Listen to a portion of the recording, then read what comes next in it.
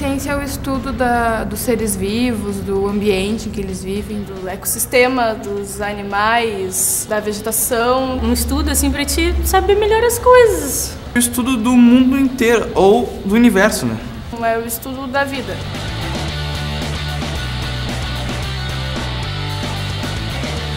O que vocês vão fazer amanhã? Amanhã nós vamos no prédio da Bioquímica. Nós vamos fazer experimentos e vamos terminar a gravação. Você tem uma capacidade. Na década de 1900, pessoas que pacientes submetidos como consumidores no mundo. Esse INCT é centrado aqui no Departamento de Bioquímica da URGS. O tema central é doença cerebral, estudar como é que o cérebro funciona, como é que o cérebro envelhece.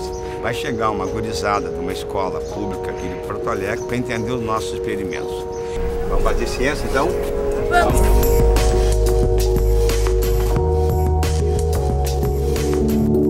Eu utilizei, uma droga e vi o efeito da cafeína sobre a morte causada por essa droga. A gente faz depois um tratamento para a gente ver se a célula morre e para a gente ver se a cafeína previne dessa morte. As etapas, os níveis que o cientista deve seguir para chegar a alguma conclusão. E que etapas se encaixam no método científico? A gente já tinha visto que a cafeína, ela prevenia a morte dos neurônios causados por uma proteína que está diretamente relacionada à doença de Alzheimer. Então nós pensamos, se a gente cultivar neurônios de rato com a proteína, que é uma das responsáveis por causar a morte de neurônios na doença de Alzheimer, será que a cafeína vai prevenir? Um caminho que você tem que fazer para descobrir algo. Por que aquilo acontece? Fazer questões, formular hipóteses. E essas luzinhas aqui, o que são? Essa aqui é sem cafeína. E essas aqui são as células, só que elas também receberam cafeína. Tipo, a observação, a formulação de hipóteses, experimento. Tirar suas conclusões. Então a cafeína preveniu a morte dos neurônios causada por uma droga que causa essa morte.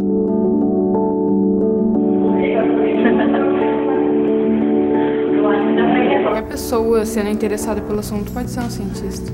Uma pessoa inteligente, quer experimentar coisas novas. Meu nome é Diogo, eu sou pesquisador aqui do Departamento de Bioquímica e a minha área de interesse é trabalhar com epilepsias. O que se sabe, por exemplo, de dados clínicos, de dados com seres humanos, que crianças que têm esse tipo de crise, essa crise convulsiva pode alterar o desenvolvimento normal do sistema nervoso. E essas crianças, por exemplo, apresentam alguns problemas de memória, aprendizado, devido à morte de neurônios que acontece durante a crise convulsiva. Jaleco branco, óculos, num laboratório cheio de substâncias. Sério misterioso.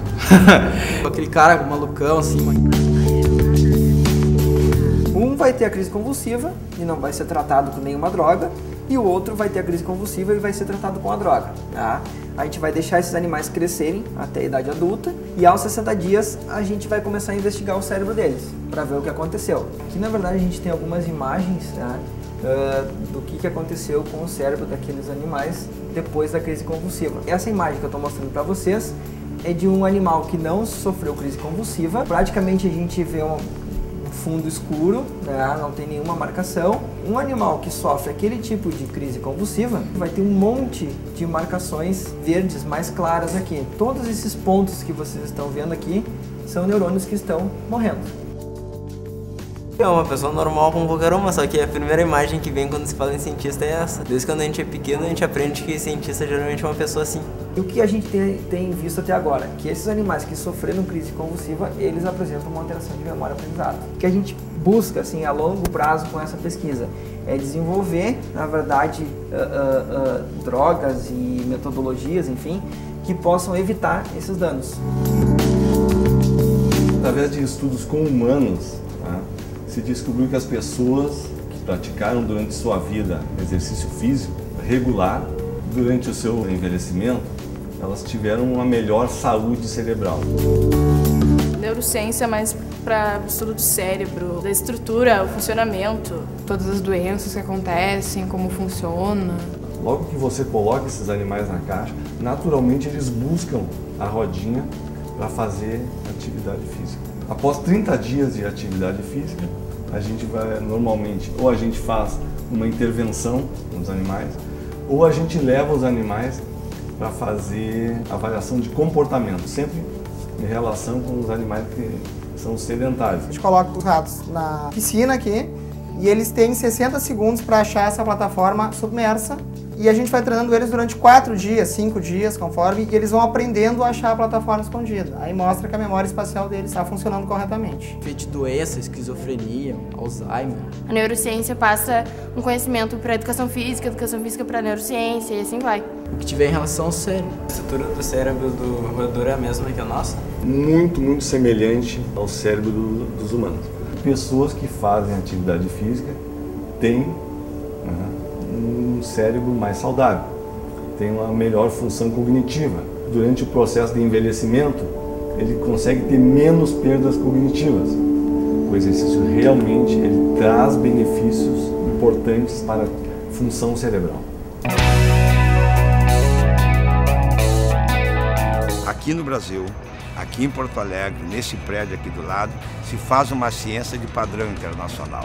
Saber que não é só em outros países, mas aqui isso também acontece, é bem interessante. A gente se beneficia muito com essa gurizada, porque a gente na universidade fica um pouco isolado, acha que sabe tudo. Foi bem proveitoso, eu tinha o interesse de conhecer como é que era num laboratório desses. Eu gostei de saber o efeito da cafeína no cérebro, tipo assim, como você pode tomar café, os exercícios que você vai fazer.